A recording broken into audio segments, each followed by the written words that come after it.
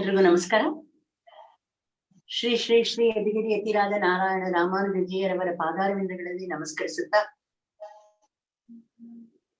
ತಿರುಪ್ಪಾವೈ 4000 ಆಳ್ವಾರ್ ವಿರಚಿತವಾದ ದಿವ್ಯ ಪ್ರಬಂಧದಲ್ಲಿ ಒಂದಾದ ಆಂಡಾಳ್ ಅಮ್ಮನವರು ರಚಿಸಿದ್ದ ತಿರುಪ್ಪಾವೆಯನ್ನು ಎಲ್ರೂ ಕಲ್ತ್ಕೊಳ್ಳಿ, ಪಠಿಸ್ಲಿ, ರಾಗ ಹಾಕಿ ಹಾಡ್ಲಿ, ಅದರ ಅರ್ಥ ಕೇಳಿ ಅನುಭವಿಸ್ಲಿ ಅಂತ ಅದ್ಭುತವಾಗಿ ಪ್ಯೂರ್ ಪ್ರೇಯರ್ನವರು ನಾವುಗಳು ಇದನ್ನ ಮಾಡಕ್ಕೆ ಒಂದು ಅವಕಾಶ ಮಾಡಿಕೊಟ್ಟಿದ್ದಾರೆ.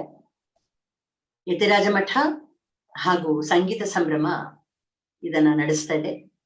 ಆಂಡಾಳ್ ಶ್ರೀರಾಮ್ ಅವರು ಅದ್ಭುತವಾಗಿ ಇದಕ್ಕೆ ಈ ಕಾರ್ಯ ಅವರೇ ಇದಕ್ಕೆ ಲೀಡರು. ರಾಧಾ ರಂಗರಾಜನ್, ನಿವೇದಿತಾ ರಾಮಾನುಜಂ, ದೀಪ್ತಿ ಶ್ರೀನಾಥ್ ಹಾಗೂ ಹರಿಣಿ ಶ್ರೀಧರ್ ಹಾಗೂ ಅಮುದಾ ಶ್ರೀರಾಮ್ ಎಲ್ರಿಗೂ ನನ್ನ ಅನಂತಾನಂತ ನಮಸ್ಕಾರಗಳನ್ನು ತಿಳಿಸಿ, ಜಿಆರ್ ಅವರ ಆಶೀರ್ವಾದದಿಂದ ಈ ಕಾರ್ಯಕ್ರಮ ಇಷ್ಟು ಸುಸೂತ್ರವಾಗಿ ನಡೀತಾ ಇದೆ. ಇಂಟರ್ನೆಟ್ ಪ್ರಾಬ್ಲಮ್ ಏನೂ ಇಲ್ಲದೆ ಜಿಆರ್ ಸ್ವಾಮಿನೇ ನಡೆಸ್ಕೊಂಡು ಬರ್ತಾ ಇದ್ದಾರೆ. ನಾವು ಅವರನ್ನ ಅಚಲವಾಗಿ ನಂಬಿದೀವಿ. ಇದನ್ನ ಆಂಡಾಳ್ ಶ್ರೀರಾಮ್ ಅವರು ನಡೆಸ್ಕೊಡ್ಬೇಕು ಅಂತ ಕೇಳ್ಕೊಳ್ತಾ ಇದ್ದೀನಿ. ಶ್ರೀಮತಿ ರಾಮಾನುಜಾಯ ನಮಃ. ಶ್ರೀಮತಿ ರಾಮ ಅವರು ಹೇಳ್ದಂಗೆ ನಿರ್ವಿಘ್ನವಾಗಿ ನಡೆಯುತ್ತಿರುವ ಈ ತಿರುಪ್ಪಾವೆ ಎಂಬ ಯಜ್ಞದಲ್ಲಿ ಇವತ್ತು ನಾವು 19ನೇ ದಿವಸಕ್ಕೆ ನಾವು ಪ್ರವೇಶಿಸಿದ್ದೀವಿ. ಆದ್ರೆ 18ನೇ ಪಾಶುರ ತಿರುಪ್ಪಾವೆಯಲ್ಲಿ 30 ಪಾಶುರಗಳೊಳಗೊಂಡ ತಿರುಪ್ಪಾವೆ, ಅದು 30 ರತ್ನಗಳು. ಇವತ್ತು ನಾವು 18ನೇ ರತ್ನ ಏನು ಎಂಬುದನ್ನ ಇವತ್ತು ಅನುಭವಿಸಲಿದ್ದೇವೆ. ಮೊದಲು ಆಚಾರ್ಯ ವಂದನೆಯೊಡನೆ ನಾವು ಪ್ರಾರಂಭಿಸೋಣ. ಇದಕ್ಕೆಲ್ಲ ನಮಗೆ ಆಚಾರ್ಯ ಸ್ವಾಮಿ ರಾಮಾನುಜರ ಕೃಪೆ ಹಾಗೂ ಯದಿಗಿರಿ ಯತಿರಾಜ ರಾಮಾನುಜ ಜಿಯರವರ ಕೃಪೆ ಹಾಗೂ ಆಂಡಾಳ್ ಕೃಷ್ಣರ ಕೃಪೆಯಿಂದ ಇದು ನಡೀತಾ ಇದೆ ಇಷ್ಟು ಸುಸೂತ್ರವಾಗಿ. ಇವಾಗ ನಾವು ಆಚಾರ್ಯ ವಂದನೆಯನ್ನು ಪ್ರಾರಂಭಿಸೋಣ. ಶ್ರೀಮತಿ ರಾಮಾನುಜಾಯ ನಮಃ. ಶ್ರೀ ಆಂಡಾಳ್ ಕೃಷ್ಣ ದಿವ್ಯ ಮಂಗಳ ತಿರುವಡಿಗಳೇ ಶರಣಂ. ஆழ்வாரெம்பெருமானார் ஜீயர் திவ்ய மங்கள திருவடிகளே சரணம். ஸ்ரீ சைலேஷ தயா பாத்திரம் தீபக்தியாதி குணார்ணவம் யதீந்திர பிரவணம் வந்தே ரம்யஜா மாதரம் முனிம். ராமானுஜ தயா பாத்திரம் ஞான வைராக்ய பூஷணம் ஸ்ரீமத் வெங்கடநாதார்யம் வந்தே வேதாந்த தேசிகம். यो नित्यम् अच्युत पदाम्बुज युग्म रुक्म व्यामोहतस्तदितराणि तृणाय मेने अस्मद्गुरोर्भगवतोऽस्य दयैक सिन्धोः रामानुजस्य चरणौ शरणं प्रपद्ये. माता पिता युवतयस्तनया विभूतिः सर्वं यदेव नियमेन मदन्वयानाम् आद्यस्य नः कुलपतेर्वकुलाभिरामम् श्रीमत्तदङ्घ्रियुगलं प्रणमामि मूर्ध्ना. भूतं सरश्च महदाह्वय भट्टनाथ श्रीभक्तिसार कुलशेखर योगिवान् भक्ताङ्घ्रिरेणु परकाल यतीन्द्र मिश्रान् श्रीमत्पराङ्कुशमुनिं प्रणतोऽस्मि नित्यम्. लक्ष्मीनाथ समारंभां नाथयामुन मध्यमाम् अस्मदाचार्य पर्यन्तां वन्दे गुरु परम्पराम्. अस्मद्गुरु समारंभां यतिशेखर मध्यमां लक्ष्मी वल्लभ पर्यन्तां वन्दे गुरु परम्पराम्. श्रीमत्यै विष्णु चित्तार्य मनोनन्दन हेतवे नन्दनन्दन सुन्दर्यै गोदायै नित्यमङ्गलम्. आषाढे पूर्व फल्गुन्यां तुलसी काननोद्भवां पाण्ड्ये विश्वंभरां गोदां वन्दे ಶ್ರೀರಂಗನಾಯಕೀಂ. ಆಗ ನಾವು ಆಚಾರ್ಯ ವಂದನೆಯನ್ನು ಅದನ್ನ ಪೂರ್ಣಗೊಳಿಸಿದ್ದೇವೆ.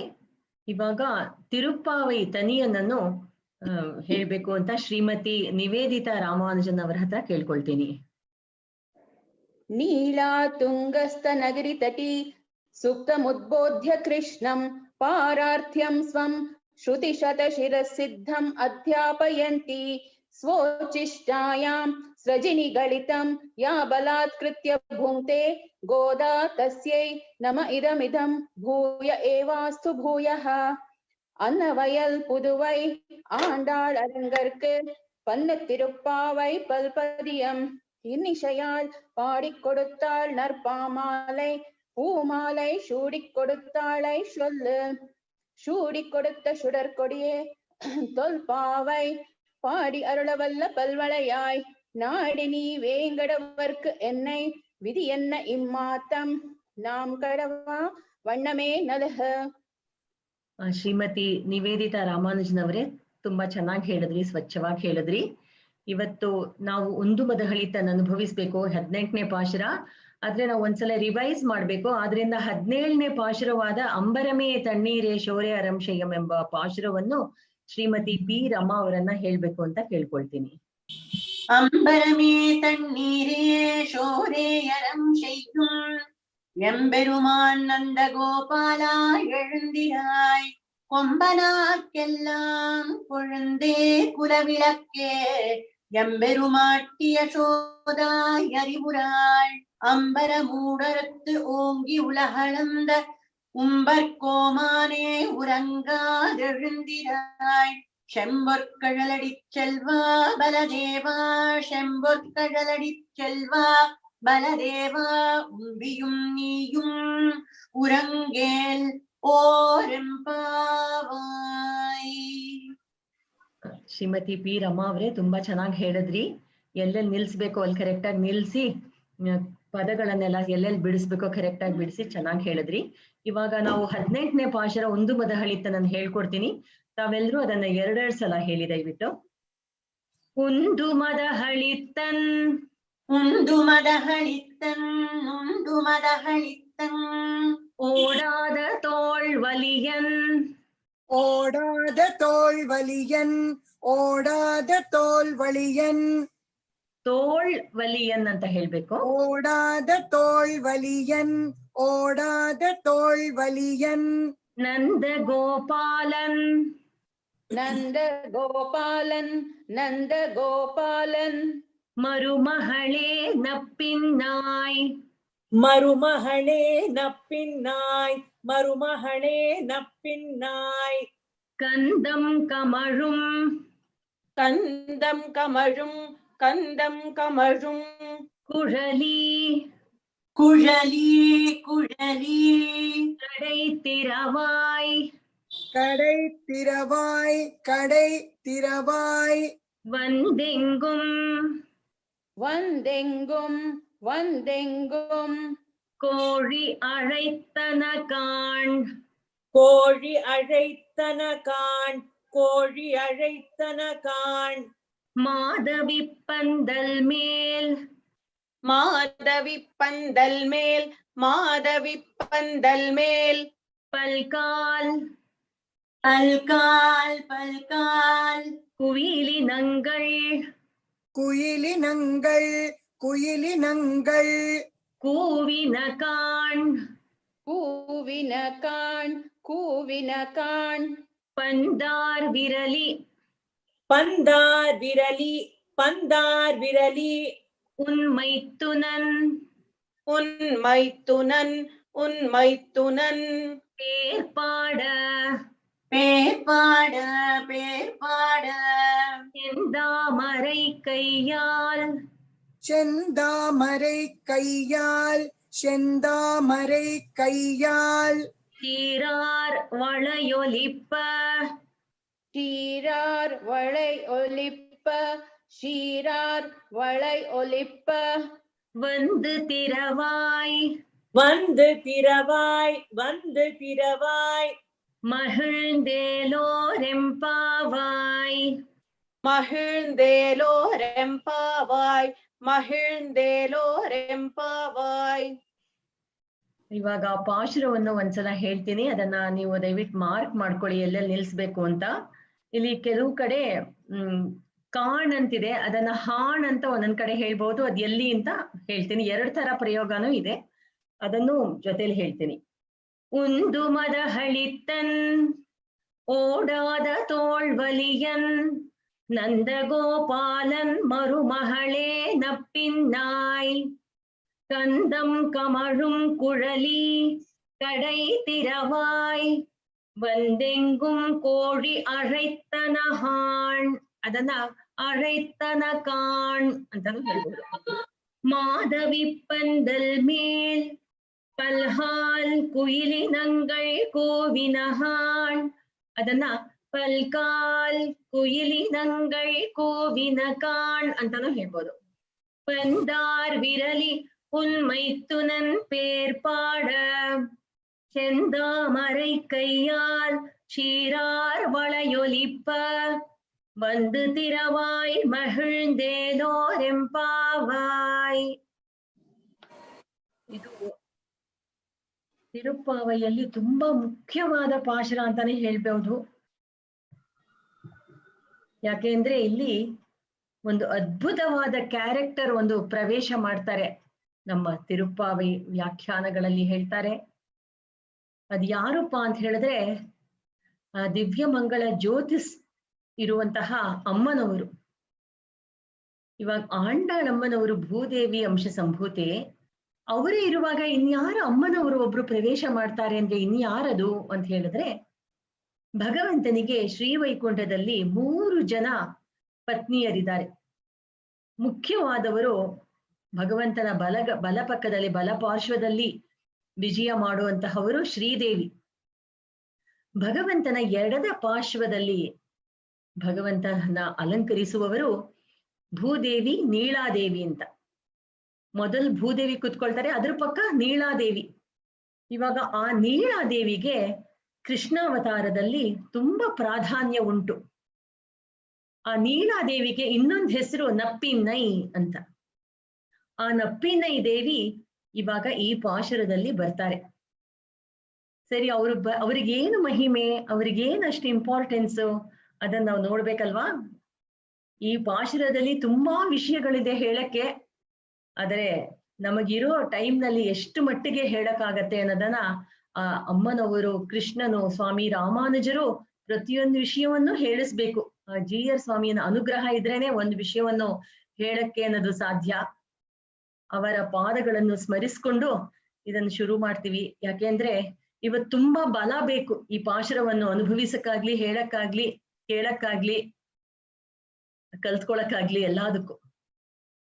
ಇವಾಗ ನಪ್ಪಿನೈ ಅನ್ನೋದು ಯಾರು ಅಂತ ನಾನು ಹೇಳ್ದೆ ನಿಮಗೆ. ಒಂದೊಂದು ಅವತಾರದಲ್ಲೂ ಒಂದೊಂದು ಮಹಿಷಿಗೆ, ಭಗವಂತನ ಪತ್ನಿಗೆ ಪ್ರಾಧಾನ್ಯತೆ ಉಂಟು. ಇವಾಗ ಶ್ರೀರಾಮ ಅವತಾರದಲ್ಲಿ ಸೀತಾ ಮಾತೆಗೆ ಪ್ರಾಧಾನ್ಯ ಉಂಟು. ಏಕಪತ್ನಿ ವ್ರತಸ್ಥನಾಗಿದ್ದ ಶ್ರೀರಾಮ, ಒಂದೇ ಪತ್ನಿ, ಅದು ಸೀತಾ ಮಾತಾ. ಸೊ ಸೀತೆ ಮೂಲಕವಾಗಿ ಭಗವಂತನನ್ನು ಆಶ್ರಯಿಸುವಂತಹ ಪರಿಸ್ಥಿತಿ ನಮ್ಮ ಮಾರ್ಗ, ಸನ್ಮಾರ್ಗ. ಸ್ವಾಮಿ ವರಾಹ ಅವತಾರ ಎತ್ತಿದಾಗ ಭೂದೇವಿಯನ್ನು ಆಶ್ರಯಿಸ್ಬೇಕು. ಹೀಗೆ ಕೃಷ್ಣ ಅವತಾರದಲ್ಲಿ ಯಾರನ್ನ ಆಶ್ರಯಿಸ್ಬೇಕು? ಕೃಷ್ಣನಿಗೆ 16,108 ಪತ್ನಿಯರಿದ್ರು ಅಂತ ಹೇಳ್ತಾರೆ. ಅಷ್ಟು ಜನರನ್ನು ನಾವು ಆಶ್ರಯಿಸಿ ಕೃಷ್ಣನ್ ಪಡೆಯಕ್ಕಾಗತ್ತಾ ಅಂದ್ರೆ ಇಲ್ಲ. ಕೃಷ್ಣ ಯಾರನ್ನ ತೋರಿಸ್ತಾನೋ ಅವರನ್ನ ನಾವು ಆಶ್ರಯಿಸ್ಬೇಕು. ಯಾರನ್ನಪ್ಪ ಕೃಷ್ಣ ತೋರಿಸ್ದ ಅಂದ್ರೆ ಈ ನಪ್ಪಿನೈ ಅಂದ್ರೆ ನೀಳಾದೇವಿ. ನೀಳಾದೇವಿ ಮೂಲಕವಾಗಿ ಕೃಷ್ಣನನ್ನು ನಾವು ಆಶ್ರಯಿಸಬಹುದು. ಹಾಗೆ ಭಗವಂತನ ಇವಾಗ ಅರ್ಚಾರೂಪದಲ್ಲಿ ನಾವು ದೇವಸ್ಥಾನಗಳಿಗೆಲ್ಲ ಹೋಗ್ತೀವಲ್ಲ, ಅವಾಗ ಯಾವ ಅಮ್ಮನವರನ್ನು ನಾವು ಆಶ್ರಯಿಸ್ಬೇಕು ಅಂತ ಕೇಳಿದ್ರೆ ಅದು ಆಂಡಾಳ್ ಅಮ್ಮನವರನ್ನು ನಾವು ಆಶ್ರಯಿಸ್ಬೇಕು. ಆಂಡಾಳ್ ದೇವಿ ಮೂಲಕವಾಗಿ ನಾವು ಭಗವಂತನ ಪಾದವನ್ನು ಆಶ್ರಯಿಸ್ಬೇಕು. ಆದ್ರಿಂದ ನಾವು 108 ದಿವ್ಯ ದೇಶಗಳು ಅಂತ ಹೇಳ್ತೀವಲ್ಲ, ಆಳ್ವಾರ್ಗಳೆಲ್ಲ ಹಾಡಿರೋ ದಿವ್ಯ ದೇಶಗಳಲ್ಲಿ, ಅಲ್ಲಿ ಪ್ರತಿಯೊಂದು ದೇವಸ್ಥಾನದಲ್ಲೂ ಆಂಡಾಳಮ್ಮನವರ ಒಂದು ಅರ್ಚಾ ಮೂರ್ತಿ ಖಂಡಿತವಾಗಿ ವಿಜಯ ಮಾಡಿರ್ತಾರೆ.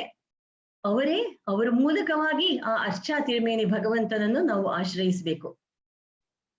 ಸರಿ, ಈ ನಪ್ಪಿನೈಗೆ ಯಾಕೆ ಆ ಪ್ರಾಧಾನ್ಯತೆ ಅಂತ ಹೇಳಿದ್ರೆ, ಇವಾಗ ಭಗವಂತ ಕೃಷ್ಣಾವತಾರ ಎತ್ತಿದಾಗ ಅವನು ಮಥುರಾನಲ್ಲೇ ಇದ್ಕೊಂಡು ಅಲ್ಲಿಂದಲೇ ದೊಡ್ಡವನಾಗಿ ಬೆಳೆದು ಕಂಸನನ್ನ ಕೊಂದ್ಬಿಡ್ಬಹುದಾಗಿತ್ತು. ಅವನಿಗೆ ಅಷ್ಟು ಶಕ್ತಿ ಇಲ್ವಾ, ಅಥವಾ ಅವನ ಪ್ರಭಾವಕ್ಕೆ ಏನಾದ್ರೂ ಕಡಿಮೆ ಇತ್ತೆ? ಎಲ್ಲ ಆಗ್ತಿತ್ತು. ಆದ್ರೂ ಯಾಕೆ ಭಗವಂತ ವಸುದೇವನಿಗೆ ಹೇಳಿ ನನ್ನ ನಂದಗೋಕುಲಕ್ ಬಿಡು ಅಂತ ಹೇಳಿದಕ್ಕೆ ಏನ್ ಕಾರಣ ಅಂತ ಹೇಳಿದ್ರೆ, ನಾವೆಲ್ಲ ಮೇಲ್ನೋಟಕ್ ಅನ್ಕೊಂಡಿದೀವಿ ಕಂಸನಿನ್ ಭಯ, ನಂದಗೋಪ ಯಶೋದೆಯರು ಹಿಂದಿನ ಜನ್ಮದಲ್ಲಿ ಮಗನಾಗ್ ಬರ್ಬೇಕು ಅಂತ ಕೇಳ್ಕೊಂಡಿದ್ರು ಅಂತೆಲ್ಲ. ಅದು ಒಂದ್ ಕಾರಣ ಇರ್ಬಹುದು. ಆದ್ರೆ ಮುಖ್ಯವಾದ ಕಾರಣ ಏನಪ್ಪಾ ಅಂತ ಹೇಳಿದ್ರೆ, ಅಲ್ಲಿ ಯಶೋದೆಗೆ ಒಬ್ಬ ಅಣ್ಣ ಇದ್ದ, ಅವ್ರ ಹೆಸರು ಕುಂಭ ಅಂತ. ಆ ಕುಂಭ ಅವರಿಗೆ ಒಬ್ಬ ಮಗಳಿದ್ಲು, ಅವಳೇ ನಪ್ಪಿನ್ನೆ.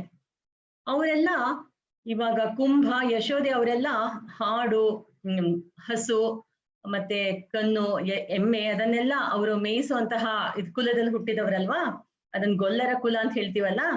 ಇವಾಗ ಗೊಲ್ಲರ ಕುಲದಲ್ಲಿ ಹುಟ್ಟಿದ ಮಗಳನ್ನು ಮದ್ವೆ ಮಾಡ್ಕೋಬೇಕು ಅಂದ್ರೆ ಯಾವ ಕುಲದವರನ್ನ ಅವ್ರು ಹುಡುಕ್ತಾರೆ ಗಂಡನಾಗಿ?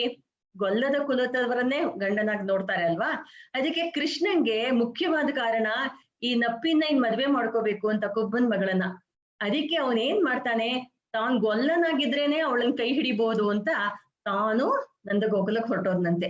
ಹೋಗ್ಬಿಟ್ಟು ಅವ್ನ್ ಹೇಳ್ಕೊಳ್ಳೇ ಇಲ್ಲ ನಾನು ವಸುದೇವ ದೇವಕಿಯರ ಮಗು ಅಂತ.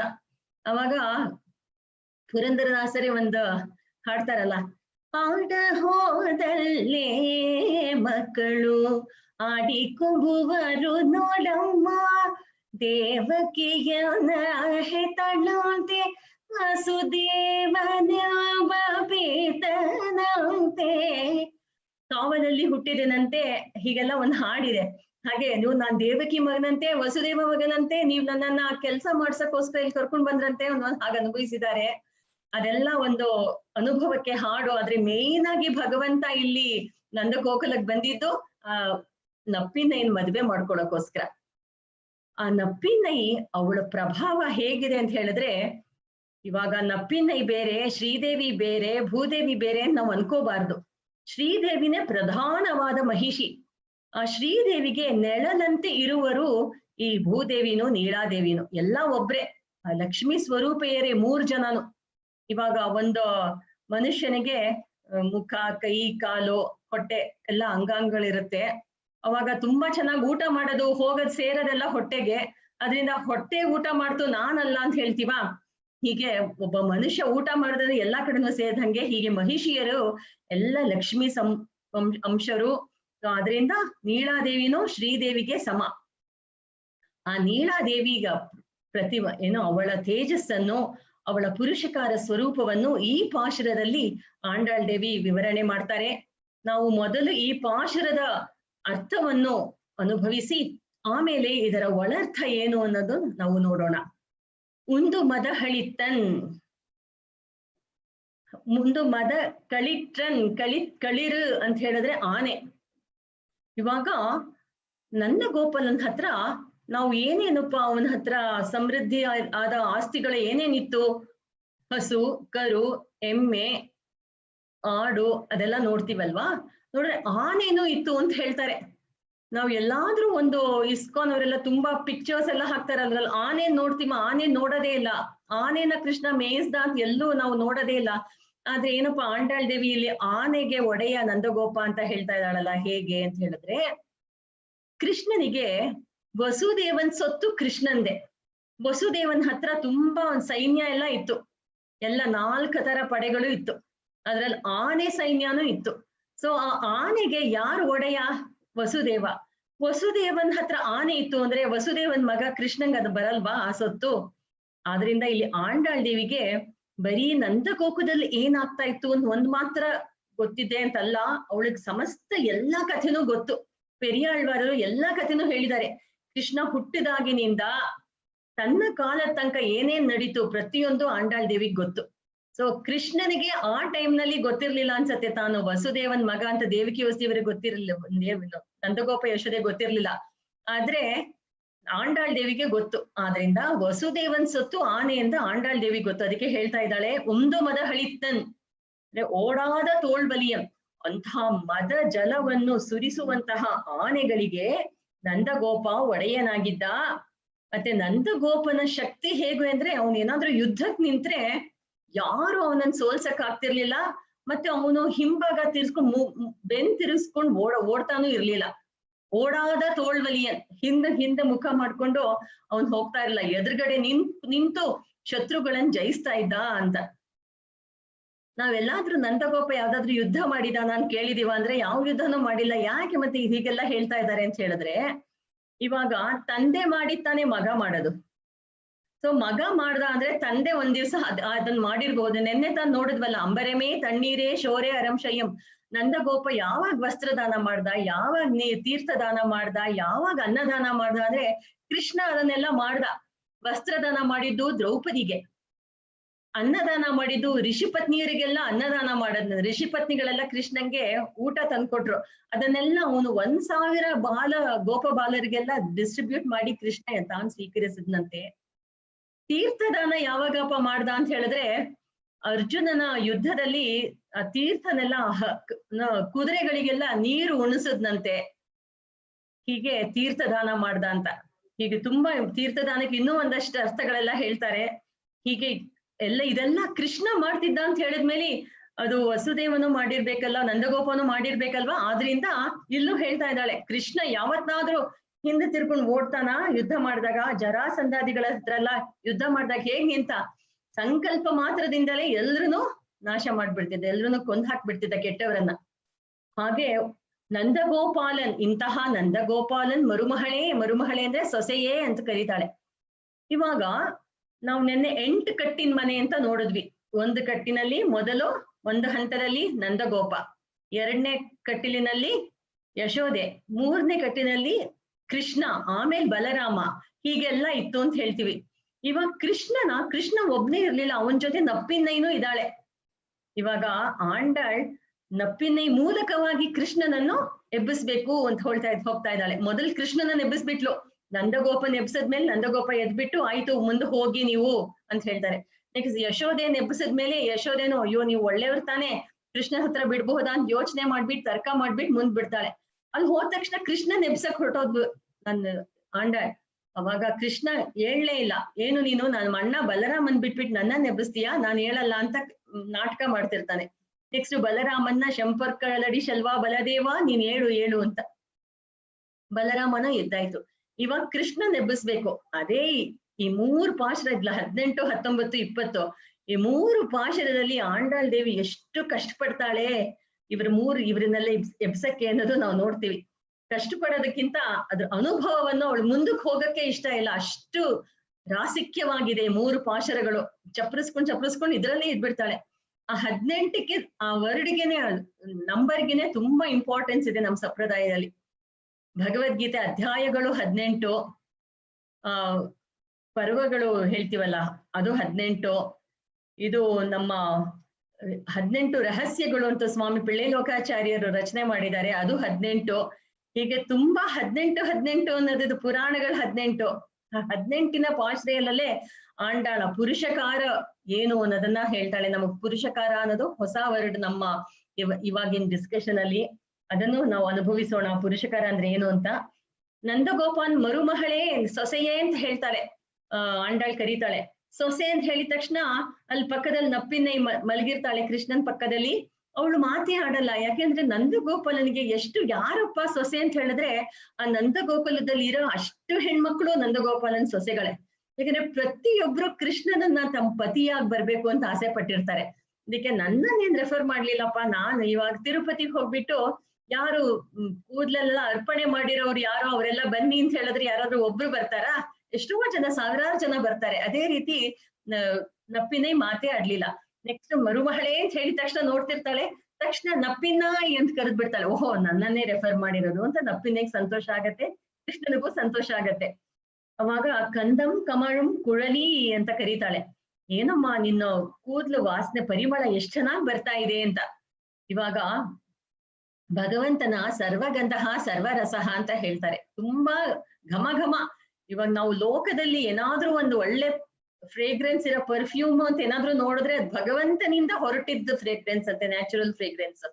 ಇವಾಗ ನಾವು ಯಾವ್ದಾದ್ರು ಕಸ್ತೂರಿ ಪರಿಮಳ ಅಂತ ಹೇಳ್ತೀವಿ, ಚಂದನದ ಪರಿಮಳ ಅಂತ ಹೇಳ್ತೀವಿ, ಅದೆಲ್ಲ ಭಗವಂತನಿಂದ ಬಂತು ಅಂತ ಹೇಳ್ತೀವಿ.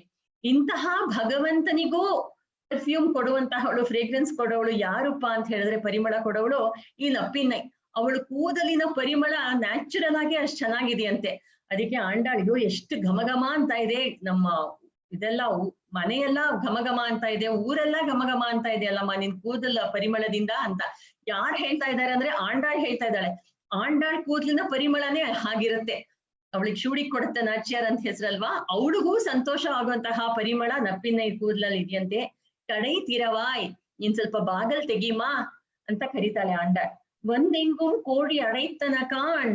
ಅವಾಗ ನಪ್ಪಿನೇನೋ ಕೇಳ್ತಾಳೆ, ಏನು ಬೆಳಗಾಗೋಯ್ತಾ? ಅವಳಿಗೆ ಗೊತ್ತೇ ಇಲ್ಲ, ಕೃಷ್ಣನ್ ಜೊತೆ ಇರೋದ್ರಿಂದ ಬೆಳಗಾಯ್ತು ಅಂತಲೇ ಗೊತ್ತಿಲ್ಲ. ನೋಡಿ ಎಲ್ಲಾ ಕಡೆನೂ ಕೋಳಿ ಎಲ್ಲ ಕೂಕೊಂಡ್ಬಿಡ್ತು ಅಂತ. ಇಲ್ಲಿ ಕೋಳಿ ಅಂದ್ರೆ ಸ್ವಾಪದೇಶದಲ್ಲಿ ಏನ್ ಹೇಳ್ತಾರೆ ಅಂದ್ರೆ, ಆನಂದ ಪಿಳ್ಳೆ ಅಂತ ಒಬ್ರು ಆಚಾರ್ಯರಿದ್ದಾರೆ, ಅವರು ರಾಮಾನುಜಾಚಾರ್ಯರ ಶಿಷ್ಯರು. ಅವ್ರ ಬಗ್ಗೆ ಹೇಳ್ತಾರೆ ಇಲ್ಲಿ ರೆಫರೆನ್ಸ್. ಅದ್ರ ಕಥೆನ ಮುಂದೆ ಯಾವ್ದಾದ್ರು ಆಚಾರ್ಯರ ಹತ್ರ ಕೇಳ್ಕೊಳ್ಳೋಣ. ಎಂದೆಂಗುಂ ಕೋಳಿ ಅಳೈತನ ಹಾಳ್. ನೋಡಿ ಎಲ್ಲಾ ಕಡೆನೂ ಕೋಳಿ ಎಲ್ಲ ಕರಿತಾ ಇದೆ, ಎಲ್ಲಾ ಕಡೆನೂ ಸರ್ವತೋಮುಖವಾಗಿ ಆಚಾರ್ಯರೆಲ್ಲ ಭಗವಂತನ ವಂದನೆಯನ್ನು ಮಾಡ್ತಾ ಇದ್ದಾರೆ ಅಂತ ಸ್ವಾಪದೇಶ. ಮಾಧವಿ ಪಂದಲ್ ಮೇಲ್ ಪಲ್ಹಾಲ್ ಕುಯ್ಲಿನಂಗಳ್ ಕೂವಿನ ಹಾಳ್. ಅಲ್ಲಿ ಮಾಧವಿ ಪಂದಲ್ ಅಂದ್ರೆ ಮಾಧವಿ ಅನ್ನೋದು ಒಂದು ಹೂವು, ಕುರುಕ್ಕತ್ತಿಪ್ಪು ಅಂತಾರ, ಹೆಲಿಕಾಪ್ಟರ್ ಫ್ಲವರ್ ಅಂತ ಹೇಳ್ತಾರೆ ಅದನ್ನ. ಮಾಧವಿ ಅಂತಾನೆ ಕನ್ನಡದಲ್ಲೂ ಹೆಸರು. ಆ ಮಾಧವಿ ಪಂದಲ್ ಅದೆಲ್ಲ ಒಂದು ಚಪ್ರ ಇದೆ, ಅದ್ರ ಮೇಲೆ ಎಷ್ಟೊಂದು ಕೋಗಿಲೆಗಳೆಲ್ಲ ಕೂಗ್ಕೊಳ್ತಾ ಇದೆ ಅಂತ ಹೇಳ್ತಾರೆ. ಇಲ್ಲಿ ಕೋಗಿಲೆಗಳು ಅಂತ ಹೇಳಿದ್ರೆ ವಾಲ್ಮೀಕಿ ಮಹರ್ಷಿ ಕೂಜಂತಂ ರಾಮ ರಾಮೇತಿ ಮಧುರಂ ಮಧುರಾಕ್ಷರಂ ಅಂತ ವಾಲ್ಮೀಕಿನೇ ಒಂದ್ ಕೋಗಿಲೆಯಾಗಿ ಕರೀತಾರಲ್ಲ. ಶ್ರೀರಾಮಾಯಣದ ಸೊಬಗನ್ನು ಅದರ ಅರ್ಥಗಳನ್ನು ಆಂಡಾಳ್ ಇಲ್ಲಿ ರೆಫರ್ ಮಾಡ್ತಾ ಇದ್ದಾರೆ ಅಂತ ಸ್ವಾಪದೇಶದಲ್ಲಿ ಪೂರ್ವಾಚಾರ್ಯರು ಹೇಳ್ತಾರೆ. ಪಂದಾರ್ ವಿರಲಿ ಉನ್ ಮೈಥುನನ್ ಪೇರ್ಪಾಡ. ನೋಡು ಪಂದಾರ್ ವಿರಲಿ ಅಂತ ಹೇಳಿದ್ರೆ ಆ ನಪ್ಪಿನೈ ತುಂಬಾ ಬಳೆಗಳನ್ನ ಹಾಕೊಂಡಿರ್ತಾಳಂತೆ, ಛಣ ಛಣ ಛಣ ಛಣ ಅಂತ. ಆ ಬಳೆಗಳು ಹಿಂದಿನ ಕಾಲದಲ್ಲಿ ಯಾವಾಗ್ಲೂ ಯಾವ ಕಾಲದಲ್ಲೂ ಬಳೆ ಹಾಕೊಂಡ್ರೆ ಅದು ಒಂದು ಅದು ಸುಮಂಗಲಿಯರ ಲಕ್ಷಣ. ಯಾವಾಗ್ಲೂ ಬಳೆ ಯಾವಾಗ ಹಾಕೊಳ್ತಾರೆ ಅಂದ್ರೆ ತಮ್ಮ ಜೊತೆ ಪತಿ ಇದ್ರೆ ಆ ಬಳೆಗಳನ್ನ ಹಾಕೊಳ್ತಾರೆ. ಇವಾಗ ಬಳೆ ಅವ್ರ ಪತಿ ಏನಾದ್ರು ವಿರಹ ಅಂದ್ರೆ ಬೇರೆ ಊರಿಗೆ ಹೋಯ್ತು ಅಂದ್ರೆ ಹಿಂದಿನ ಕಾಲದಲ್ಲಿ ನಮ್ಮ ಇದ್ರಲ್ಲೆಲ್ಲ ಕಾವ್ಯಗಳಲ್ಲಿ ಬರೀತಾರೆ, ಅವರೆಲ್ಲ ಸಣ್ಣಕ್ಕಾಗ್ಬಿಟ್ಟು ಬಳೆ ಎಲ್ಲ ಕೆಳಗ್ ತಾನಾಗೆ ಬಿದ್ದೋಗ್ತಿತ್ತಂತೆ. ಈ ನಪ್ಪಿನೈಗ್ ಹಾಗೇನಾದ್ರು ಬೀಳೋ ಚಾನ್ಸ್ ಇದೆಯಾ ಅಂದ್ರೆ ಬೀಳದೇ ಇಲ್ಲ. ಯಾಕೆಂದ್ರೆ ಅವಳು ಯಾವಾಗ್ಲೂ ಕೃಷ್ಣನ್ ಜೊತೆ ಇರ್ತಾಳೆ. ಅಹಲೆ ಹಿಲ್ಲೀನ್ ಇರಯುಮೆನ್ನ ಅಲರ್ಮೇಲ್ ಮಂಗೈ ಯುರೈ ಮಾರ್ಬಾ ಅಂತ ಸ್ವಾಮಿ ನಮ್ಮಾಳ್ವಾರ ಪಾಶ್ರದಲ್ಲಿ ಹೇಳ್ತಾಳೆ. ಒಂದು ಕ್ಷಣವೂ ಯಾವ minutest part of the time ತಗೊಂಡ್ರೆ ದೇವಿ ಭಗವಂತನ್ ಬಿಟ್ಟಿರೋದೇ ಇಲ್ಲ ಯಾವಾಗ್ಲೂ. ಸೊ ಯಾವಾಗ್ಲೂ ಬಳೆಗಳು ಹಾಕೊಂಡಿರ್ತಾಳೆ. ಅದಕ್ಕೆ ಬಳೆಗಳನ್ನ ಕೊಂಡಾಡ್ತಾ ಇದ್ದಾಳೆ. ನೀನ್ ಯಾವಾಗ್ಲೂ ಕೃಷ್ಣನ್ ಹತ್ರ ಇರ್ತೀಯ ಅಲ್ವಾ. ಒಂದ್ ಮೈಥುನನ್ ಪೇರ್ಪಾಡ. ಮೈಥುನನ್ ಅಂದ್ರೆ ಕೃಷ್ಣನ್ ಹೇಳ್ತಾ ಇದ್ದಾಳೆ, ನಿನ್ನ ಪತಿ ದೇವರು. ನಿಮ್ ಪತಿ ದೇವರನ್ನ ಹೆಸರು ಹೇಳ್ಬೇಕು ಮಾ ಅಂತ ಅವಳು ಅಲ್ಲಿ ಹೆಸರು ಹೇಳ್ಬೇಕು ಅಂತ ಕೊಂಡಾಡ್ತಾ ಇಲ್ಲ, ಅವನನ್ ಗೇಲಿ ಮಾಡ್ಬೇಕು ಅಂತ ಹೇಳ್ತಾ ಇದ್ದಾಳೆ. ಆಂಡಾಳ್ ಡಬಲ್ ಮೀನಿಂಗ್ ಯಾವಾಗ್ಲೂ ಗೇಲಿ ಮಾಡಕ್ಕೆ ಹೇಳ್ತಾ ಇದ್ದಾಳೆ, ಅವನನ್ ಗೇಲಿ ಮಾಡ್ಬೇಕು. ಯಾಕೆಂದ್ರೆ ಭಗವಂತ ಯಾವ್ದೋ ಒಂದು ಆಟ ಆಡಿದ್ದಾರೆ ಇವರಿಬ್ರು, ಅದ್ರಲ್ಲಿ ಕೃಷ್ಣ ಸೋತ್ ಬಿಟ್ಟಿರ್ತಾನಂತೆ. ಅದಕ್ಕೆ ನಾನು ಅದನ್ನ ಸೋಲ್ಸಿರೋರು ಯಾರು ಅಂದ್ರೆ ನಪ್ಪಿನೈ ಸೋಲ್ಸ್ಬಿಟ್ಟಿದ್ದಾಳೆ. ನಾನು ನಿನ್ ಪಾರ್ಟಿ ನಿನ್ ಹತ್ರ ಸೇರ್ಕೊಂಡ್ ಬಿಡ್ತಿದ್ವಿ, ನಾವಿಬ್ರು ಎಲ್ಲಾ ಸೇರಿ ಕೃಷ್ಣನನ್ ಗೇಲಿ ಮಾಡೋಣ ಬಾ. ಅದಕ್ಕೆ ಶಂದಾಮರೈ ಕೈಯ, ನಿನ್ ಕೈ ಇದೆಯಲ್ಲ ನಿನ್ನ ಭಗವಂತನ ಕೈ ತಾವರೆ ಕೈ ಅಂತೆ. ಇವಳ್ದು ತುಂಬಾ ಕೆಂಪಾಗಿರೋ ತಾವರೆ ಕೈ ಅಂತೆ. ಅಂತಹ ಕೈಯಲ್ಲಿ ನೀನು ಪಂದಾರ್ ವಿರಲಿ ಅಂದ್ರೆ ನಾನು ಒಂದ್ ಸ್ವಲ್ಪ ಮಿಸ್ಟೇಕ್ ಮಾಡ್ಬಿಟ್ಟೆ, ಸಾರಿ. ಆ ಪಂದಾರ್ ಅಂದ್ರೆ ಕೈಯಲ್ಲಿ ಒಂದು ಚೆಂಡನ್ ಇಟ್ಕೊಂಡಿದ್ದಾಳೆ ತಾಯಿ. ಆ ಕೈಯಲ್ಲಿ ಚೆಂಡ್ ಇಟ್ಕೊಂಡಿದ್ಯಲ್ಲ ಅಂತಹವಳು ನೀನು. ನಿನ್ನ ಬಾಲ್ ಆಟದಲ್ಲಿ ಕೃಷ್ಣ ಸೋತ್ ಬಿಟ್ಟಿದ್ದಾನೆ. ಆ ಸೋತ್ ಬಿಟ್ಟಿರೋದ್ರಿಂದ ನಾವು ಅವನನ್ನ ಗೇಲಿ ಮಾಡೋಣ. ಚಂದಾಮರೈ ಕೈಯ ಅಂದ್ರೆ ಕೆಂಪಗಾಗಿ ತಾವರೆ ಇರುವಂತಹ ಕೈಯಲ್ಲಿ ನೀನು ಬಳೆಗಳೆಲ್ಲ ಶಿರಾರ್ ಬಳೆ ಒಲಿಪ ಜಣ್ ಅಂತ ಕೈ ಸೌಂಡ್ ಮಾಡ್ತಾ ಇದೆಯಲ್ಲ ಬಳೆಗಳಿಂದ, ಅಂತಹ ಕೈಗಳಿಂದ ನೀನ್ ಬಂದ್ಬಿಟ್ಟು ಬಾಗಲ್ ತೆಗಿ ಅಂತ ಆಂಡಾಳ್ ಹೇಳ್ತಾ ಇದ್ದಾಳೆ. ಇವಾಗ ನಾವು ಏನಂದ್ರೆ ತಾಯಿನೂ ಭಗವಂತನೂ ಯಾವಾಗ್ಲೂ ಒಂದು ಆಟ ಆಡ್ತಾ ಇರ್ತಾರೆ. ಏನ್ ಆಟ ಅಂದ್ರೆ ಒಂದು ಚೆಂಡ್ ಇಟ್ಕೊಂಡು ಆಟ ಆಡ್ತಾರೆ. ಆ ಚೆಂಡ್ ಯಾವ್ದಪ್ಪ ಅಂದ್ರೆ ಈ ಲೀಲಾ ವಿಭೂತಿ. ಲೀಲಾ ವಿಭೂತಿ ಎಲ್ಲ ನಾವೆಲ್ಲ ಚೇತನರಿರ್ತೀವಿ. ಈ ಚೇತನರ ಹತ್ರ ಆ ಭಗವಂತ ಯಾವಾಗ್ಲೂ ಚೇತನರನ್ನ ಇದನ್ನ ಇಟ್ಕೊಂಡ್ಬಿಟ್ಟು ಅವನನ್ನೆಲ್ಲ ಅವ್ರವ್ರ ಕರ್ಮದ ಪ್ರಕಾರ ಅವರವನ್ನೆಲ್ಲ ಆಡಿಸ್ತಾ ಇರ್ತಾನಂತೆ. ಇದೆಲ್ಲ ಸಿಂಬಾಲಿಕ್. ನಮ್ಮನ್ನೆಲ್ಲ ಆಡಿಸ್ತಾ ಇರ್ತಾನೆ ಅಂದ್ರೆ ಭಗವಂತ ಒಂದ್ ಸ್ವಲ್ಪ ಶಾಸ್ತ್ರಗಳು ಮತ್ತೆ ಅವನ್ ಶ್ರೀ ಪಾಂಚರಾತ್ರ ಆಗಮದಲ್ಲಿ ಏನೇನ್ ನಾವು ವಿಧಿಸಿದಾನೆ, ಹೀಗೆ ನಡಿಬೇಕು, ಇಂದಿಂಥ ನಿತ್ಯಾನುಷ್ಠಾನಗಳು ಮಾಡ್ಬೇಕು, ನೈಮಿತ್ತಿಕ ಅನುಷ್ಠಾನಗಳೆಲ್ಲ ಮಾಡ್ಬೇಕು ಅಂತೆಲ್ಲ ಭಗವಂತ ತುಂಬಾ ಶಾಸ್ತ್ರಗಳನ್ನ ನಮಗ್ ವಿಧಿಸಿದಾನೆ. ಇವಾಗ ನಾವು ಅದನ್ನೆಲ್ಲ ನಡ್ಸ್ಕೊಂಡ್ ಹೋಗ್ತೀವ ಅಂತ ಹೇಳಿದ್ರೆ ಎಷ್ಟೋ ಫ್ಲಾಸ್. ನಾವು ಮಾಡೋದೂ ಇಲ್ಲ, ಮಾಡಿದ್ದನ್ ಸರಿಯಾಗೂ ಮಾಡಲ್ಲ, ತುಂಬಾ ಅಪಚಾರಗಳನ್ನ ಮಾಡ್ತೀವಿ. ಇವಾಗ ಭಗವಂತನನ್ನ ಕೆಲವರು ಸಂಗೀತದಲ್ಲಿ ಹೋಲಿಸ್ಕೋತೀವಿ. ಸುಮ್ನೆ ಕಾಮನ್ ಎಕ್ಸಾಂಪಲ್ ಅಂತ ಇದನ್ನ ಹೇಳ್ತಾ ಇದ್ದೀನಿ. ಸಂಗೀತದಲ್ಲಿ ನಾವು ಭಗವಂತನನ್ನು ಅಟೈನ್ ಮಾಡ್ತೀನಿ, ಅವನನ್ನು ಹೋಲಿಸ್ಕೊಂಡ್ ಬಿಡ್ತೀನಿ ಅಂತ ಹೇಳಿದ್ರೆ ಆಗತ್ತಾ? ನಾವು ಎಷ್ಟು ಅಪಸ್ವರಗಳು ಹಾಡ್ತೀವಿ, ಹಾಡ್ತಾ ಇರುವಾಗ ಎಷ್ಟು ಮನಸ್ಸು 3 ತ್ರಿಕರಣಗಳಿಂದನೂ ಅದನ್ನ ನಾವು ಅನುಸಂಧಾನ ಮಾಡಲ್ಲ ಹಾಡನ್ನ. ಅದು ಭಗವಂತನ ಚಿಂತನೆ ಅನ್ನೋದು ನಮ್ಮ ಸ್ವಪ್ರಯೋಜನಕ್ಕಾಗಿ ಅವನ ಹತ್ರ ನಾವು ಚಿಂತನೆಯಿಂದ ಹಾಡ್ತೀವಿ. ಅದರಿಂದ ಭಗವಂತನ ರಾಗ ಹಾಡ್ದ್ಯಾ, ತಾಳ ಕರೆಕ್ಟ್ ಆಗಿ ಹಾಕಿದ್ಯಾ, ನನ್ನನ್ನೇ ಜ್ಞಾಪಿಸ್ಕೊಂಡ್ಯಾ, ನನಗೋಸ್ಕರನೇ ಹಾಡಿದ್ಯಾ, ಅಥವಾ ಬೇರೆ ಪ್ರಯೋಜನಗಳಿಗೋಸ್ಕರ ಹಾಡಿದ್ಯಾ ಅಂತ ಹೀಗೆಲ್ಲ ತುಂಬಾ ಕ್ವೆಶನ್ಸ್ ಮಾಡ್ತಾನಂತೆ. ಹಾಗೆ ನೋಡಿದ್ರೆ ನಾವು ಯಾವ್ದ್ರಲ್ಲೂ ಯಾವ ಸಾಧನೆಯಲ್ಲೂ ಅವನನ್ನ ನಾವು ಸೇರಕ್ ಸಾಧ್ಯವಿಲ್ಲ. ಹಾಗೆ ಭಗವಂತ ಶಾಸ್ತ್ರವನ್ನು ಇಟ್ಕೊಂಡು ಅವನು ಇರುವಂತಹ ಅಡ್ಮಿನಿಸ್ಟ್ರೇಟರ್, ಸ್ಟ್ರಿಕ್ಟ್ ಲಾಫುಲ್ ಅಡ್ಮಿನಿಸ್ಟ್ರೇಟರ್ ಅವನು. ಹಾಗೆ ಆ ಭಗವಂತ ಆ ಚೆಂಡನ್ನು ಇಟ್ಕೊಂಡು ಆಡ್ತಾ ಇರುವಾಗ ತಾಯಿ ಏನ್ ಮಾಡ್ತಾಳೆ, ಈ ಲೋಕವೆಂಬ ಚೆಂಡನ್ನು ತನ್ನ ಕೈಯಲ್ಲಿ ತಗೊಂಡ್ಬಿಡ್ತಾಳೆ. ಹೇಗೋ ಆಟ ಆಡ್ತಾ ಇರುವಾಗ ತನ್ನ ಕೈಯಲ್ಲಿ ಇಟ್ಕೊಂಡ್ಬಿಟ್ಟು ಒಂದು ಕೈಯಲ್ಲಿ ಭಗವಂತನನ್ನು, ಬಲಗೈಯಲ್ಲಿ ಭಗವಂತನನ್ನು, ಎಡಗೈಯಲ್ಲಿ ಚೆಂಡನ್ನು ಇಟ್ಕೊಂಡ್ಬಿಟ್ಟು ಭಗವಂತನ ಹೇಳ್ತಾಳೆ, ನೋಡು ಕೈಯಲ್ಲಿ ನನ್ನ ಹತ್ರ ಚೆಂಡಿದೆ, ಇವರೆಲ್ಲ ಚೇತನರು, ಇವರೆಲ್ಲ ಉದ್ಧಾರ ಆಗ್ಬೇಕು, ಇವರಿಗೆಲ್ಲ ಸದ್ಗತಿ ಸಿಗ್ಬೇಕು, ಅದಕ್ಕೆ ನೀನು ಅಷ್ಟೊಂದು ಕಠಿಣವಾಗಿರ್ಬಾರ್ದು, ನೀನ್ ಕಾರುಣ್ಯವನ್ನು ತೋರಿಸ್ಬೇಕು ಅಂತ ಹೇಳ್ತಾಳೆ. ಅದಕ್ಕೆ ಭಗವಂತ ಇವ್ರು ನಾನು ಹೇಳಿದ್ ಏನು ಫಾಲೋ ಮಾಡ್ಲಿಲ್ವಲ್ಲ, ಇವ್ರಿಗೆ ನಾನ್ ಯಾಕೆ ಕಾರುಣ್ಯವನ್ನು ತೋರಿಸ್ಬೇಕು ಅಂತ ಕೇಳ್ತಾಳೆ. ಅದಕ್ಕೆ ಅವಳ ತಾಯಿ ಹೇಳ್ತಾಳೆ, ತಪ್ಪು ಯಾರು ಮಾಡಲ್ಲ, ಎಲ್ರೂ ತಪ್ಪು ಮಾಡ್ತಾರೆ, ಆದ್ರೆ ಇವರೆಲ್ಲ ನಿನಗೆ ಶರಣಾಗತರಾಗಿದ್ದಾರೆ, ಆ ಶರಣಾಗತರನ್ನ ನೀನ್ ರಕ್ಷಿಸ್ಬೇಕು. ಅವಾಗ್ಲೇ ಭಗವಂತನಿಗೆ ಮುಖ್ಯವಾದ ಅಸಂಖ್ಯೇಯವಾದ ಗುಣಗಳಲ್ಲಿ 4 ಗುಣಗಳು ತುಂಬಾ ಮುಖ್ಯ. ಪರತ್ವ, ಸೌಲಭ್ಯ, ಸೌಶೀಲ್ಯ, ವಾತ್ಸಲ್ಯ ಅಂತ 4 ಗುಣಗಳು. ಇದನ್ನೆಲ್ಲ ನೀನು ವಾತ್ಸಲ್ಯ, ಸೌಶೀಲ್ಯ, ಸೌಲಭ್ಯ ಎಲ್ಲ ನೀನ್ ತೋರ್ಸದ್ ಯಾವಾಗ? ನೀನು ಕರುಣೆ ಅನ್ನೋದು ಯಾವಾಗ ನೀನು ಎಲ್ರ ಹತ್ರನ ತೋರಿಸ್ಬೇಕು? ಹೀಗೆ ನೀನು ಇವರನ್ನ ರಕ್ಷಿಸಿದ್ರೆ ತಾನೇ ನಿನ್ನ ಗುಣಗಳೆಲ್ಲ ಹೊರಗೆ ಪ್ರಕಾಶಿಸೋದು ಅಂತ ಹೇಳ್ತಾಳೆ. ನಾನು ಎಲ್ರನ್ನೂ ರಕ್ಷಿಸಕ್ ಆಗಲ್ಲ, ಅವ್ರ ಪಾಪಕ್ಕೆ ಪ್ರಾಯಶ್ಚಿತ್ತ ಮಾಡ್ಕೊಳ್ಳಿ ಅಥವಾ ಪಶ್ಚಾತ್ತಾಪ ಮಾಡ್ಕೊಳ್ಳಿ ಅಂತ ಹೇಳ್ತಾಳೆ. ಅದಕ್ಕೆ ಸರಿ, ಅದ್ರ ಬಗ್ಗೆ ಐ ವಿಲ್ ಟೇಕ್ ಕೇರ್ ಅಂತ ಅಮ್ಮನವ್ರು ಹೇಳ್ತಾರೆ. ಹೇಳ್ಬಿಟ್ಟು ಅವಾಗ ಭಗವಂತ ಯಾಕೆ ತಾಯಿಯ ಮಾತು ಕೇಳ್ತಾರೆ ಅಂತ ಹೇಳಿದ್ರೆ ಅವರ ವಾಲಭ್ಯ ಅಂತೆ. ವಾಲಭ್ಯ ಮತ್ತೆ ಅವಳು ನಂದಗೋಪನಿಗೆ ಸೊಸೆ ಆಗಿದ್ದಾಳಲ್ಲ, ಅದಕ್ಕೆ ಅವಳಿಗೆ it is her rightful place. ಅವಳಿಗೆ she is very rightful to recommend us.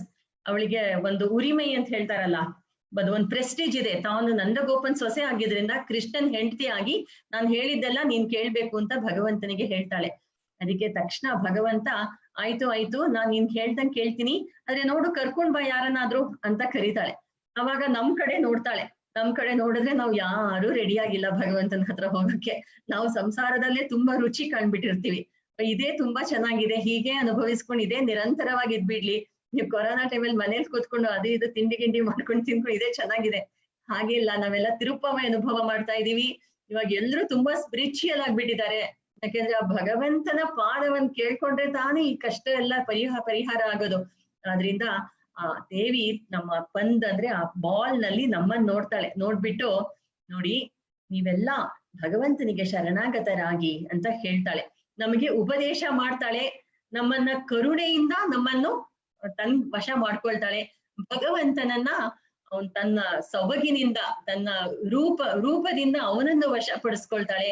ಹೀಗೆ ಇಬ್ರನ್ನು ಒಬ್ರಿಗೊಬ್ರಿಗೆ ಸೇರ್ಸಕ್ ಏನ್ ಮಾಡ್ತಾರೆ ಅಂದ್ರೆ, ನಾವು ಶರಣಾಗತರನ್ನಾಗಿ ನಮ್ಮನ್ ಮಾಡಿ ಆ ಭಗವಂತನಿಗೆ ನೀನು ಇವರನ್ನ ಕಾಪಾಡ್ಬೇಕು ಅಂತ ಅವನ ಹತ್ರ ಪುರುಷಕಾರ ಮಾಡ್ತಾಳೆ. ಪುರುಷಕಾರ ಮಾಡಿ ನಮ್ಮಿಬ್ರನ್ನು ಸೇರಿಸ್ತಾಳೆ. ಇದಕ್ಕೆ ನಾವು ಡೈರೆಕ್ಟ್ ಆಗಿ ಭಗವಂತನ ಹತ್ರನೇ ಹೋಗ್ಬಿಟ್ಟು ನಾವೇ ಕೇಳ್ಕೋಬಹುದಲ್ಲ, ನಿನ್ ಕಾರುಣ್ಯ ಎಲ್ಲಿ ಹೋಯ್ತು, ನಿನ್ ಸೌಶೀಲ್ಯ ಎಲ್ಲಿ ಹೋಯ್ತು, ನನ್ನನ್ನು ಕಾಪಾಡು ನಾವೇ ಕೇಳ್ಕೋಬಹುದಲ್ಲ ಅಂತ ಹೇಳಿದ್ರೆ ಅದ್ ಹೇಗಾಗತ್ತೆ? ಡೈರೆಕ್ಟ್ ಆಗಿ ಭಗವಂತನ ಹತ್ರ ಹೋದ್ರೆ ನಮಗೆ ಏನಾಗತ್ತೆ ಅಂತ ಹೇಳಿದ್ರೆ, ನಮ್ ಕಿವಿನೂ ಮೂಗು ಕಟ್ ಮಾಡ್ಬಿಟ್ಟು ಕಳಿಸ್ಬಿಡ್ತಾನೆ. ಯಾಕೆಂದ್ರೆ ಪಾಪ ಶೂರ್ಪಣಖಿ ಹಾಗೆ ಬಂದ್ಲು. ಅವಳು ಏನ್ ತಪ್ಪು ಮಾಡಿದ್ಲು? ಯಾರನ್ನ ಆಸೆ ಪಟ್ಲು? ಯಾರ್ಯಾರನ್ನೂ ಆಸೆ ಪಡ್ಲಿಲ್ಲ, ಶ್ರೀರಾಮನ್ ಆಸೆ ಪಟ್ಲು. ಶ್ರೀರಾಮ ನೀನ್ ಎಷ್ಟ್ ಚೆನ್ನಾಗಿದೀಯಾ, ನನ್ನನ್ ಮದ್ವೆ ಮಾಡ್ಕೊಳ್ತೀಯಾ ಅಂತ ಕೇಳಲ್ಲ. ಅದೇನಾದ್ರೂ ತಪ್ಪ? ಇವಾಗ ಅವಳು ಏನಾದ್ರೂ ಸೀತೆ ಮೂಲಕವಾಗಿ ರಾಮ ನನ್ನನ್ ಮದ್ವೆ ಮಾಡ್ಕೊ ಅಂತ ಹೇಳಿದ್ಬಿಟ್ರೆ ಅವಾಗ ಖಂಡಿತ ರಾಮ ಹೇಗೋ ಒಂದ್ ಮದ್ವೆ ಮಾಡ್ಕೊಳ್ಬೇಕಾಗ್ತಿತ್ತು. ಆದ್ರೆ ಅವಳು ಬರೀ ರಾಮನನ್ನು ಆಸೆ ಪಟ್ಲು, ಅದು ಸೀತೆ ಮೂಲಕವಾಗಿ ಹೋಗ್ಲಿಲ್ಲ. ಅದಕ್ಕೆ ಅವಳಿಗೆ ಶಿಕ್ಷೆ ಅನುಭವ ಆಯ್ತು. ಅದೇ ರೀತಿ ನಾವು ಬರೀತಾ ಅಮ್ಮನವ್ರ ಹತ್ರನೇ ಹೋಗ್ಬಿಡೋಣ, ಅಮ್ಮ ನಮ್ಮ ಹತ್ರ ಯಾವಾಗ್ಲೂ ಅವಳ ಜೊತೆನೆ ಇಟ್ಕೊಂಡು ನಮ್ಮನ್ನ ಕಾಪಾಡ್ತಾಳೆ, ಅದು ಕರೆಕ್ಟಾ ಅಂತ ಹೇಳಿದ್ರೆ, ಬರೀ ತಾಯಿ ಹತ್ರ ಹೋದ್ರೆ ಯಾರ ತಲೆನೇ ಕಟ್ ಮಾಡ್ಬಿಡ್ತಾನೆ ಭಗವಂತ. ಅದ್ ಯಾರಿಗಾಯ್ತು ಅಂದ್ರೆ ರಾವಣನಿಗೆ. ರಾವಣ ಬರೀ ಸೀತೆಯನ್ನ ಆಸೆ ಪಟ್ಟ. ಮಹಾಲಕ್ಷ್ಮಿನ್ ಕರ್ಕೊಂಡ್ ಬಂದ್ಬಿಟ್ಟು ಮನೆಯಲ್ಲಿ ಇಟ್ಕೊಂಡು ಪೂಜೆ ಮಾಡೋದ್ ತಪ್ಪ ಅಂತ ಹೇಳಿದ್ರೆ, ಅದೇ ಬರೀ ಮಹಾಲಕ್ಷ್ಮಿನ ಪೂಜೆ ಮಾಡಿದ್ರೆ ಅದು ತಪ್ಪು. ಭಗವಂತನು ಜೊತೆಯಲ್ಲಿರ್ಬೇಕು. ಅಮ್ಮನವರು ಲಕ್ಷ್ಮೀ ನಾರಾಯಣರು ಇಬ್ರನ್ನು ಒಟ್ಟಿಗೆ ಇಟ್ಕೊಂಡು ನಾವು ಪೂಜೆ ಮಾಡ್ಬೇಕು. ಹೀಗೆ ನೋಡಿ, ರಾವಣ ಬರೀ ತಾಯಿಯನ್ನ ಆಸೆ ಪಟ್ಟ, ಮಾಡಿದಕ್ಕೆ ಅವನ್ ತಲೆನೇ ಹೊರಟೋಯ್ತು. ಎಷ್ಟು ಒಂದ್ ತಲೆನ 10 ತಲೆನೂ ಹೋಯ್ತು. ಅದಕ್ಕೆ ಯಾರ ತರ ನಾವ್ ಇರ್ಬೇಕು ಅಂತ ಹೇಳಿದ್ರೆ, ಅವ್ರ ಅಣ್ಣ ತಮ್ಮಂದ್ರಲ್ಲಿ ಇನ್ನೊಬ್ಬ ಇದ್ದ, ವಿಭೀಷಣ. ಅವನು ಬರೀ ರಾಮನನ್ನು ಆಸೆ ಪಡ್ಲಿಲ್ಲ, ಸೀತೆಯನ್ನು ಆಸೆ ಪಡ್ಲಿಲ್ಲ, ಇಬ್ರು ಬೇಕು ಅಂತ ಆಸೆ ಪಟ್ಟ. ಹಾಗೆ ಇಬ್ರು ಆ ತಾಯಿ ಪುರುಷಕಾರ ಮಾಡಿದ್ಲು. ಹೇಗೆ ಅಂದ್ರೆ ಅವನ್ ಮಗಳು ತ್ರಿಜಟೆ, ಅವಳು ತಾಯಿಯ ಸೇವೆ ಮಾಡಿದ್ಲು. ಆ ತ್ರಿಜಟೆ ಏನ್ ಮಾಡಿದ್ಲು ಅಂದ್ರೆ, ನೋಡು ಆಕಾಶದಲ್ಲಿ ಹಾರ್ ಹೋಗ್ತಾ ಇದ್ದಾನಲ್ಲ, ಆ ರಾವಣ ವಿಭೀಷಣನ್ ಕಳಿಸ್ಬಿಡ್ತಾನೆ, ಹೋಗ್ ನೀನ್ ನನ್ ಊರ್ನಲ್ಲಿ ಇರ್ಬೇಡ, ನೀನ್ ಕುಲಪಾಂಸನ, ನೀನ್ ಹೋಗು ಇಲ್ಲಿಂದ ಅಂತ ಹೇಳ್ತಾನೆ. ತಕ್ಷಣ ವಿಭೀಷಣ ಹಾರ್ಬಿಟ್ಟು ಅಲ್ಲಿ ಅಂತರಿಕ್ಷದಲ್ಲಿ ಹಾರ್ತಾ ಹೋಗ್ತಾ ಇರುವಾಗ ತ್ರಿಜಟೆ ಪಕ್ಕದಲ್ಲೇ ತಾಯಿಯ ಸೇವೆ ಮಾಡ್ತಾ ಇರ್ತಾಳೆ. ಮಾಡ್ತಿದ್ದಾಗ ಅಮ್ಮ ನೋಡು, ನಮ್ ತಂದೆ ಅಲ್ಲಿ ಹಾರ್ ಹೋಗ್ತಾ ಇದ್ದಾನೆ 4 ಜನ ರಾಕ್ಷಸರ ಜೊತೆ ಅಂತ ಹೇಳ್ತಾಳೆ. ತಕ್ಷಣ ಸೀತೆ ಇಲ್ಲಿಂದ ನೋಡ್ಬಿಟ್ಟು ಅವನನ್ನ ಅಲ್ಲೇ ಚಂದಾಮರೈ ಕೈಯನ್ನು, ನೀನ್ ಒಳ್ಳೇದಾಗ್ಲಿ ನಿನಗೆ, ರಾಮನ ಸಾನ್ನಿಧ್ಯದಲ್ಲಿ ನಿನ್ನ ಶರಣಾಗತಿ ಸ್ವೀಕಾರವಾಗ್ಲಿ ಅಂತ ತಾಯಿ ಆಶೀರ್ವಾದ ಮಾಡ್ತಾಳೆ. ತಕ್ಷಣ ವಿಭೀಷಣ ಹೋಗಿ ಶ್ರೀರಾಮನ್ ಪಾದಕ್ ಬಿದ್ದಾಗ ಅವನನ್ನ ರಾಮ ರಕ್ಷಿಸ್ದ. ಎಟ್ ದ ಸೇಮ್ ಟೈಮ್ ಅವನಿಗೆ ಲಂಕಾ ರಾಜ್ಯವನ್ನು ಕೊಟ್ಟ. ಲಂಕಾ ರಾಜ್ಯ ಸಿಕ್ಲಿ ಅಂತ ಖಂಡಿತ ವಿಭೀಷಣ ಹೋಗ್ಲಿಲ್ಲ, ಅವನಿಗೆ ಶ್ರೀರಾಮನ ಕೈಂಕರ್ಯ ಬೇಕಾಗಿತ್ತು. ಆ ಕೈಂಕರ್ಯ ಸಾಮ್ರಾಜ್ಯವನ್ನು ವಿಭೀಷಣನ ಕೊಟ್ಟ. ಅದು ಒಂದೇ ಅಲ್ಲ, ಯುದ್ಧ ಎಲ್ಲ ಮುಗಿದ್ಮೇಲೆ ವಿಭೀಷಣನಿಗೆ ನಾವ್ ಇವತ್ತು ಶ್ರೀರಂಗದಲ್ಲಿ ಆ ಪೆರುಮಾಳ್ ಶ್ರೀರಂಗನಾಥನನ್ನು ನಾವು ದರ್ಶನ ಮಾಡ್ತೀವಲ್ಲ, ಆ ಮೂರ್ತಿಯನ್ನೇ ಫುಲ್ ಎಂಟೈರ್ ಸೆಟ್ ಜೊತೆ, ಆ ಪ್ರಣವಾಕಾರ ವಿಮಾನದ ಜೊತೆ ಅಮ್ಮನವರು ಶ್ರೀದೇವಿ ಭೂದೇವಿ ಇರುವಂತಹ ಪೆರುಮಾಳ್ ಶ್ರೀರಂಗನಾಥನನ್ನೇ ಅವನಿಗೆ ಕೊಟ್ಬಿಟ್ಟ ಶ್ರೀರಾಮ. ಹೀಗೆ ನಮಗೆಲ್ಲ ಒಳ್ಳೇದಾಗ್ಬೇಕು ಅಂದ್ರೆ ನಾವು ತಾಯಿಯ ಮೂಲಕವಾಗಿ ಭಗವಂತನನ್ನ ಆಶ್ರಯಿಸ್ಬೇಕು.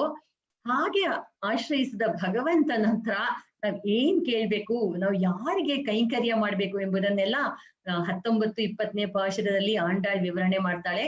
ಇದ್ರಲ್ಲಿ ತುಂಬಾ ಇನ್ನೂ ಅರ್ಥಗಳಿದೆ. ಏನಾದ್ರೂ ಸಾಧ್ಯವಾದ್ರೆ ನಾಳೆ ಇನ್ನೊಂದು 2-3 ಎಕ್ಸಾಂಪಲ್ಸ್ ಅನ್ನ ಅನುಭವಿಸೋಣ. ಇವಾಗ ಶ್ರೀಮತಿ ದೀಪ್ತಿ ಶ್ರೀನಾಥ್ ಅವರು ಈ ಅದ್ಭುತವಾದ 18ನೇ ಪಾಶುರ ಅದನ್ನ ಹಾಡ್ಬೇಕು ಅಂತ ಕೇಳ್ಕೊಳ್ತೀನಿ.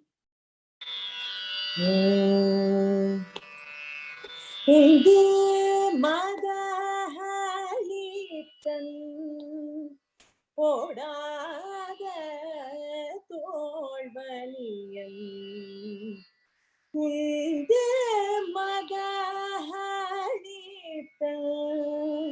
ஓடாத தோள்வலியம் நந்த கோபால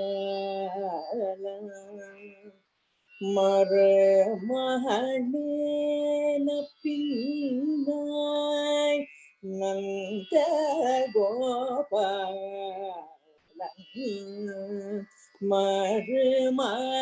மரமஹளேன பின்னாய் கந்தம் கமாழும் குழலி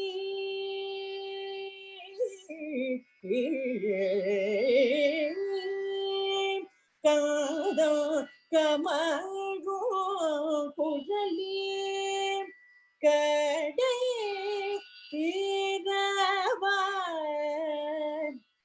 வந்தங்கோ கோழி அழைத்தனகான் மாதவி பங்கமே பல்ஹாய் குயிலினங்கள் கூவினகாய் பங்கமேல் பல்ஹாய் குயிலினங்கள் கூவினகாய் பந்த விரலியும் மைத்துனன் தேர்பாடன் செந்தாமரை கையால்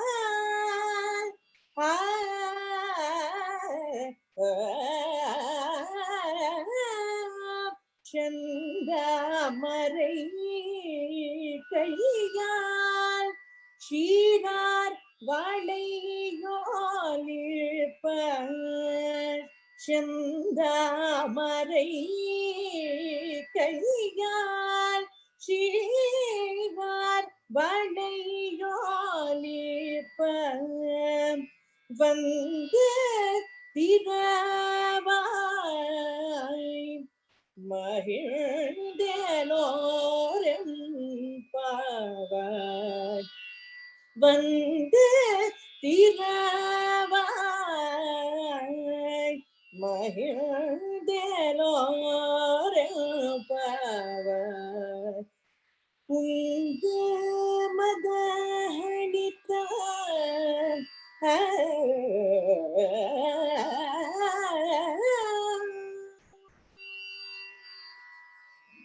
ಶ್ರೀಮತಿ ದೀಪ್ತಿ ಶ್ರೀನಾಥ್ ಅವರೇ ತುಂಬಾ ಚೆನ್ನಾಗಿ ಹಾಡಿದ್ರಿ.